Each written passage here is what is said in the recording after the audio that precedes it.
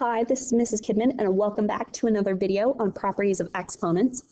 Now, in the previous video, we talked about what happens if we put something to the power of 0, or if our exponent is negative, what we're going to do. So if you have any questions about those, we will be using those in this video, so I recommend watching the previous video so you can have a sure understanding of that.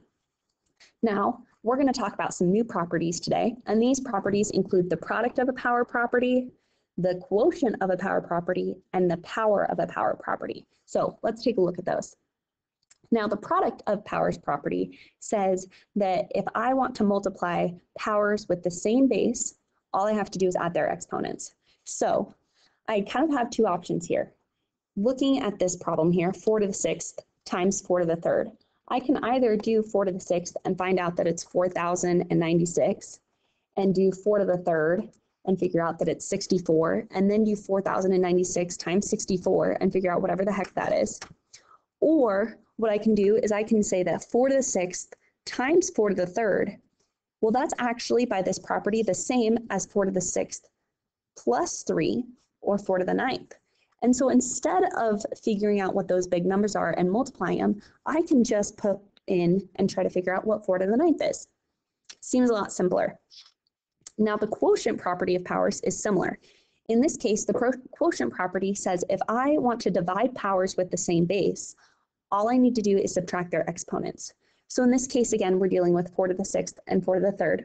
So 4 to the 6th, remember, is going to be 4,096. So instead of doing 4,096 and then finding out that 4 to the 3rd is 64 and then trying to divide those numbers, which is so much work in our calculator, instead, I know that 4 to the 6th divided by 4 to the 3rd, according to this property, is the exact same as 4 to the 6th minus 3, and 6 minus 3 is 3, so that's the same as 4 to the 3rd.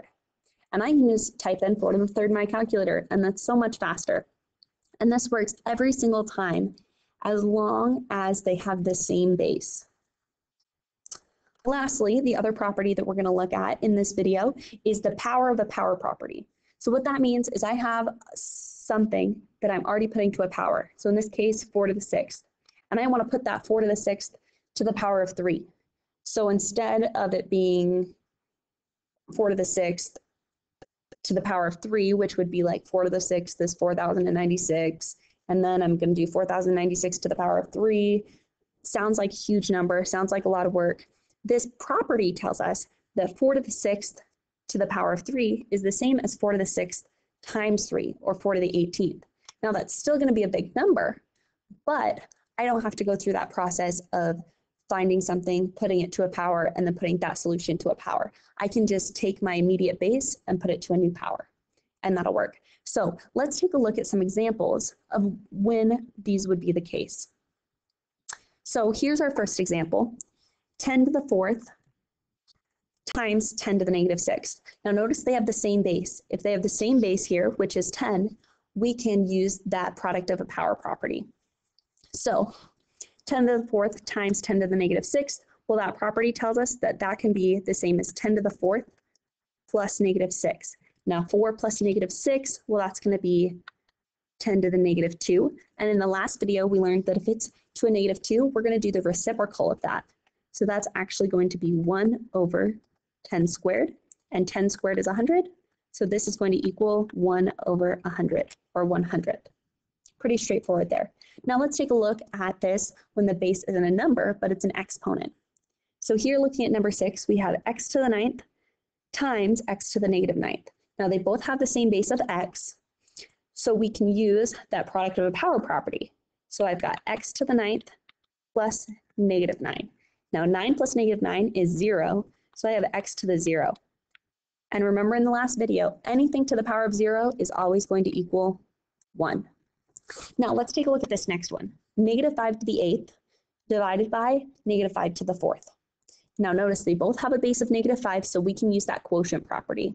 And our quotient property says if I have negative 5 to the 8th divided by negative 5 to the 4th, that's going to be the same as negative 5 to the 8 minus 4, right? And so as we do that, negative 5 to the 8 minus 4, well, that's going to be the same as negative 5 to the 4th, which is going to give us a handy dandy solution of 625. Not too bad, right?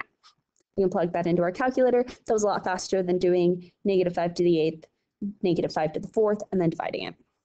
Now let's take another look at using that quotient property, but this time with variables. So in this one, we have y to the 6th divided by y to the 7th.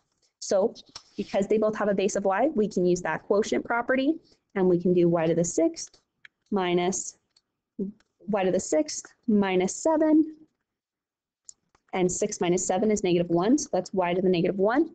So because that has a negative exponent, we want the reciprocal, so that's going to be 1 over y. Awesome. Okay, now we're going to do that power of a power rule. And remember, the power of a power says that I'm going to multiply my exponents. So here I have 6 to the -2 to the -1. So I'm going to multiply those exponents. So 6 to the -2 times -1. Well, -2 times -1 is 2. So this is actually going to equal 6 squared, which is 36. And how much better was that than doing 1 over 6 squared, the power of -1, and then having to find that that's 1 over 36 to the -1, and then it flips to be 36. This right here is so much more complicated and so much more work. We don't want to have to do that. So I'm so glad that we have this property that we can use instead. Now let's take a look at this last problem here. Now this is that power of power rule, but with a variable.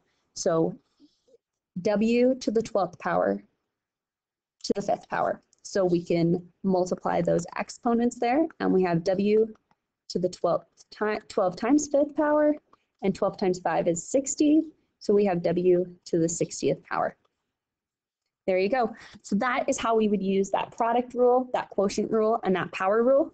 Go ahead and take a second, now that I'm on this previous page, to make sure that you have those rules written down and you know what each rule means and what it looks like. So this top one is our product rule, and then we have our quotient rule, and then we have our power rule.